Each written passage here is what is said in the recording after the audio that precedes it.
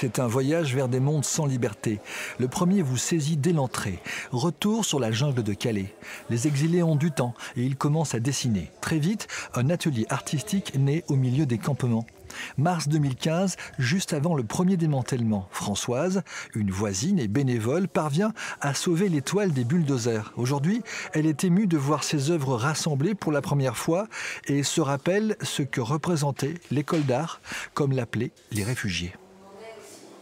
La pratique artistique, c'était une petite pause, un moyen aussi de s'exprimer quand on n'a pas les mots de la langue pour dire son espérance, sa souffrance, son espoir. Beaucoup disaient on ne sait pas dessiner, non, ça va pas. Puis en fait, en prenant les crayons, les pastels, les pinceaux, ils s'apercevaient que c'était un moyen d'extérioriser ce qu'il y avait au plus profond d'eux-mêmes. Voyage derrière les barreaux, des travaux de prisonniers qui expriment le repentir, la croyance, les fantasmes. Le Miam ressort les pagnos, ces tissus peints par les chicanos dans les prisons américaines.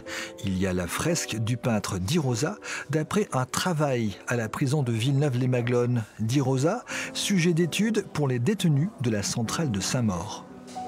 On a dit aux détenus, vous vous emparez du travail d'Hervé. Di Rosa. Et donc, je leur ai fourni, et Hervé aussi, des catalogues d'œuvres, etc.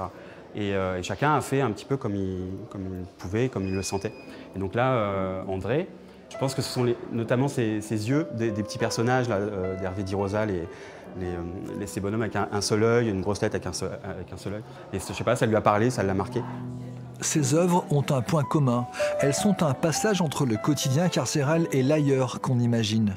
Enfin, l'installation de Nicolas d'Aubagne ou comment les prisonniers font fermenter des fruits pour obtenir des boissons alcoolisées. Évasion, une expo à consommer sans modération au Miam de 7 jusqu'au 23 septembre.